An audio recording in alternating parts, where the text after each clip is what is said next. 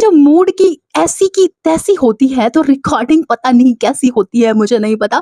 636 बार recording करने का असफल प्रयास करने के बाद अभी मैं फाइनली बैठी हूँ अपने मूड की मम्मी दीदी करवाने के बाद यहाँ पे। यार पता नहीं कौन सी पनौती आजकल मेरे साथ चिपकी हुई है, जब भी मैं अपने मन का कुछ करने का प्रयास करती हूँ ना, तो या तो मेरी लंका भगवान जी लगा देते हैं या फिर ये जालिम ज़माना लगा देता है। मतलब कोई ना कोई ऐसी प्रॉब्लम क्रिएट हो जाती है जिसकी वजह से मैं 100% नहीं 60% ही उसमें दे पाती हूँ, या तो मेरे मूड की ऐसी की तैसी हो जाती है। हाँ जी, तो ये था मेरा पर्सनल वाला भिंडी रोना। अब हम करने वाले हैं पंचायत ऑब्वियसली डम्भावना बेटी के बारे में।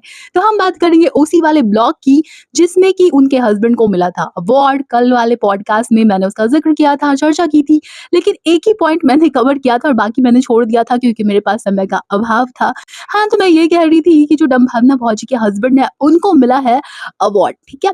तो अवार्ड मिला है तो उसके लिए बहुत ज़्यादा तारीफ़ों के पुल बाँधे जा रहे थे, तो उसके ऊपर तो कल मैंने मज़ाक-वज़ाक उड़ा ही लिया था और क्यों मैंने मज़ाक उड़ाया था उसका रीज़न भी बहुत अच्छे तरीके से एक्सप्लेन कर दिया था, तो अगर वो वाला पॉडकास्ट नहीं देखा है तो जाकर देख लो। हाँ जी, ऐसा है कि अवार्ड को रखते हुए टेबल पे एक जगह पे जो फीमेल बेबी यानी बेबी बेटी है ना, वो कहती है कि एक दिन ऐसा आएगा जब ये जो पूरी टेबल है ना, ये जो जगह है ना, वहाँ पे बस अवार्ड्स ही अवार्ड्स होंगे। हाँ जी, सही बात है।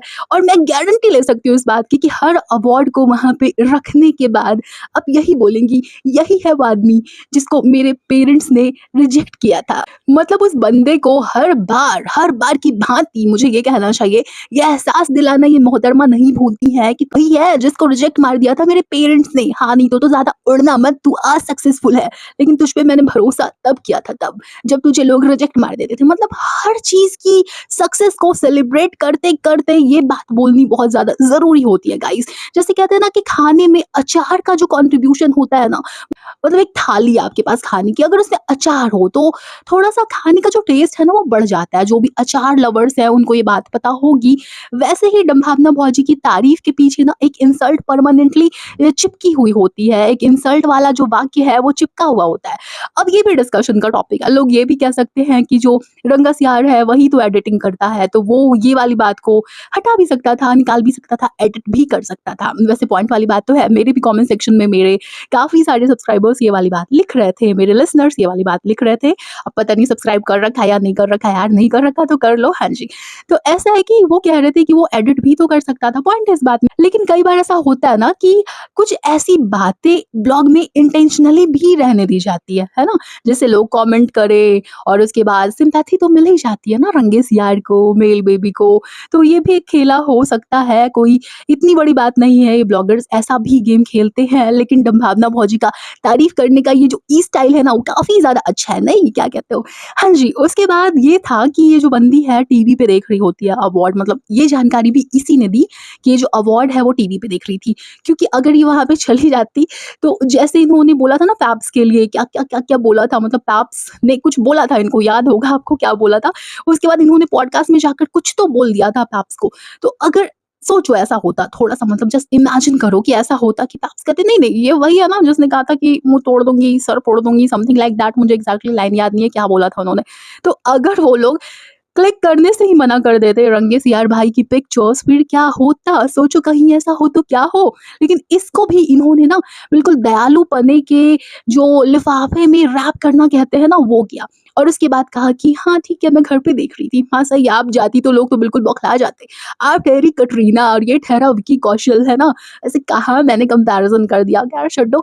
हाँ, उसके बाद बात कर लेते हैं अब आर्यन खान की, क्योंकि इन्होंने अपने हस्बैंड की हाँ, तारीफ़ तो की, बढ़िया तारीफ़ की। सिर्फ़ अगर उस वाले वाक्य की हम बात छोड़ दें जो कि वो हमेशा कहती है रिजेक्टेड माल वाला, तो उन्होंने तारीफ़ की, ठीक है? लेकिन यहाँ पे भी ये थोड़ी-सी मात खा गई। इनका कहना है कि बैड्स ऑफ बॉलीवुड के लिए जो अवार्ड्स मिले 2 कैटेगरीज़ में आर्यन खान को ऑब्वियसली। यार मैं ये बात मानती हूँ कि बैड्स ऑफ बॉलीवुड बहुत अच्छी वेब सीरीज़ थी, काफ़ी एंटरटेनिंग थी, मुझे मज़ा आया था देख के, मतलब मैं फिर से देख सकती हूँ उसको, मुझे काफ़ी अच्छी लगी थी। लेकिन यहाँ पे सवाल ये है ना कि अगर हम बात करें राइटिंग की, तो ज़रा गूगल करके देख लेना बेटी कि बिलाल सिद्दीकी और मानव चौहान कौन है? देख लेना ज़रा, ठीक है? यही फ़ायदा हो जाता है नेपो बेबीज़ को और यही नुकसान हो जाता है आम लोगों को कि उनके बारे में कोई जानता भी नहीं है। वैसे ये तो वो लोग हैं जिनका ज़िक्र आपको विकिपीडिया पे मिल जाएगा, ऐसे भी लोग होते हैं ना जो कि घोस्ट राइटर्स होते हैं या फिर इस तरीके से काम करते हैं कि उनको बस पैसे दिए जाते हैं, क्रेडिट नहीं दिया जाता। मैं पर्टिकुलर इस वाली सीरीज़ की बात नहीं कर रही हूँ, मैं एक जनरल सी बात कर रही हूँ जो कि बहुत ही कॉमन है एंटरटेनमेंट इंडस्ट्री में। यहाँ पे क्रेडिट खा जाने वाला जो खेला है, वो सदियों से चलता आ रहा है, कोई नई बात हाँ जी, उसके बाद ये जाती हैं अपने रंगे-सियार को घर पे छोड़ के क्योंकि उसके पास काफ़ी ज़्यादा काम होता है। वो जाती हैं जो इनका एक और है ना चमचा और फ्रेंड 2.0 जो है उसके साथ कहीं पे जाती है, उसे कुछ काम आता है, होता है एक्चुअली ज़ुबान लड़खड़ा गई, हमको माफ़ी दे दो। तो गड्डी में बैठने के बाद वो बंदा बताता है कि जो काम था वो हो गया, तो फिर अब क्या करें बताओ? तो कॉफ़ी पी लेती है, उसके बाद ये मॉल जाती है और वहाँ पे के ब्यूटी के जो प्रोडक्ट्स हैं उनका प्रमोशन करने के लिए भाई साहब, दीदी आपके प्रमोशन की नीड नहीं है उनके प्रोडक्ट्स को। ऑलरेडी वो काफ़ी ज़्यादा पॉपुलर है और उनकी क्वालिटी भी काफ़ी बढ़िया है। तो सिर्फ़ ऐसा वाला नहीं सीन है उनके प्रोडक्ट्स के साथ कि बस एक बार को हाइप आ गई, है ना? जैसे काफ़ी सारे सेलिब्रिटीज़ के ब्रांड्स के साथ होता है। एक बार को हाइप आ जाती है और उसके बाद धूम का ना पत्ता साफ। के ब्यूटी में क्वालिटी है इसीलिए वो मार्केट में टिका हुआ है। लेकिन इनको चाहिए था कुछ तो फ़ायदा। फिर जाके वहाँ पे जो भी उनकी सेल्स गर्ल होती है, जो भी मैनेजर थी शॉप की मुझे नहीं पता, बात कर रही थी कि यहाँ पे तो काफ़ी सारे लोग आए होंगे मेरे रिकमेंडेशन के बाद, तो मुझे क्या मिला? तो क्या मिला का डिस्कशन चलता रहता है और फिर कहती है, "हाँ, हाँ, मैं तो मज़ाक कर रही थी।" कितनी मज़ाकिया है ना आप, मतलब ऐसी बातें कौन मज़ाक में करता है, हाँ? उसके बाद जाकर कहती है कि ठीक है कॉफ़ी पिला दो, मतलब सब कुछ टेम्परेरी है भाई साहब, कॉफ़ी परमानेंट है। मतलब प्राण जाए लेकिन कॉफ़ी ना जाए। डम्बिनैश 2.0 का काम हो गया, अब क्या करें कॉफ़ी पी लेते हैं। यहाँ पे की ब्यूटी की शॉपिंग कर ली, अब यहाँ पे कुछ रिवॉर्ड चाहिए था वो नहीं मिला, क्या करें चलो कॉफ़ी पी लेते हैं और भाई साहब चलो ठीक है। यही सारी एंटरटेनमेंट देखने के लिए तो हम पल के बिछा के आपका इंतज़ार कर रहे होते हैं बेटी।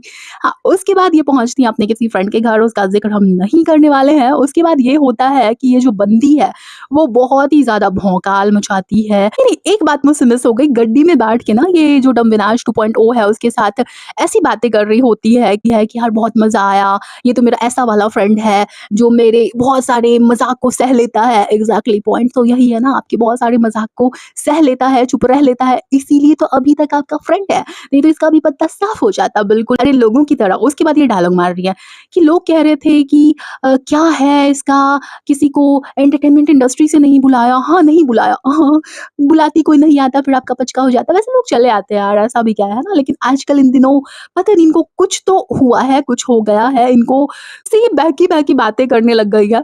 हमें आपका जो कोलैब हुआ था सुनीता आहूजा के साथ, वो भूला नहीं है, ज़्यादा पुरानी बात नहीं है और पॉइंट लोग रेज़ करेंगे ही यार, क्योंकि आपके आस-पास के जो सर्कल के लोग होते हैं, जनरली लोग उनको इनवाइट कर लेते हैं। बाकी आपको फंक्शन अगर अपने लोगों के बीच में ही रखना था, तो ये वाला पॉइंट मेरी एक लिसनर ने मुझे लिखा था कमेंट सेक्शन में कि फिर जो फंक्शन हुआ ना गोद भराई का, वो दिल्ली में भी तो हो सकता था, कोई इतनी बड़ी बात तो थी ही नहीं ना। वहाँ पे जो दोनों तरफ की फैमिलीज़ थी, वो आ जाती, बहुत ही आराम से सेलिब्रेशन हो जाता और आपको अगर फॉर्मल नहीं रखना था, तो वहाँ पे तो आराम से आपके अपने लोग होते, आप बहुत ज़्यादा कंफर्टेबल होती। हाँ, ये हो सकता था कि फिर आपको इतने महँगे वाले गिफ्ट्स उस समय नहीं मिल पाते, बाद में मिलते, लेकिन उस समय नहीं मिल पाते, बस ये नुकसान हो जाता। बाकी कंटेंट भी मिलता ज़बरदस्त वाला, ऐसी कोई बात नहीं थी। उसके बाद फिर वही ज्ञान की बातें करती हैं, ये लगातार करती रहती हैं कि मतलब अपने आप को ना अच्छा दिखाने की इनके अंदर जो बीमारी है ना, वो बहुत ही ज़्यादा बढ़ चुकी है, तो इनको किसी की बात बर्दाश्त नहीं होती है। जब भी मैं कमेंट्स पढ़ती हूँ, सुनाती हूँ आप लोगों को पढ़ के, तो काफ़ी सारे लोग जो इनको बहुत लंबे समय से देखते आ रहे होते हैं, सुनते आ रहे होते हैं, वो अचानक ही इनको अनसब्सक्राइब करके चले जाते हैं। इनकी लतियाने वाली जो बीमारी है ना, उससे परेशान होके। लेकिन फिर भी कमी इनके अंदर नहीं है यार, हमारे अंदर। एक और बात मैंने फिर से नोटिस की कि इन्होंने ना अभी तक अपने फरी बेबीज़ को वो ट्रेनिंग देनी शुरू नहीं की है कि कहाँ पे नहीं चढ़ना है, किस जगह पे नहीं जाना है। क्योंकि फिर से इनके जो फरी बेबीज़ हैं, मुझे इधर-उधर, यत्र-तत्र, सर्वत्र नज़र आ रहे थे इनके घर में। अब मुझे पता है जो भी पॉइंट वाली बात है, इनके पल्ले तो पड़नी नहीं है। बच्चे इनके यही समझे भाई हमारा क्या है, हमारे लिए तो कंटेंट ही समझ के हम बात करेंगे आगे से। कोशिश करेंगे रैशनली बात करने की, लेकिन इमोशंस इन्वॉल्व हो जाते हैं यार, क्या करें इंसान है। तो ऐसा है कि यार उनको अभी से ट्रेनिंग ये दे नहीं रही है। फिर जब इनके बेबीज़ घर पे आ जाएँगे, बेबी इनका घर पे आ जाएगा, आ जाएगी जो भी, तो फिर ये इस तरीके से अगर इनके फर्री बेबीज़ बिहेव करेंगे, इसी तरीके की अगर उनकी आदतें रहेंगी तो ज़ाहिर-सी बात है वो बेबी के लिए सही नहीं रहेगा। लेकिन इनके आगे यार बातों को रखना या इनको कुछ समझाना उससे आसान है भैंस के आगे बीन बजाना। तो जाने देते हैं क्योंकि इनको कहाँ ही समझ में आने वाली है बात। चलो जी, तो आज की बकैती बस यहीं तक थी। जाती हूँ मैं और तुमसे मिलने किसी और वीडियो के साथ या पॉडकास्ट के साथ फिर से वापस आती हूँ मैं। बाय।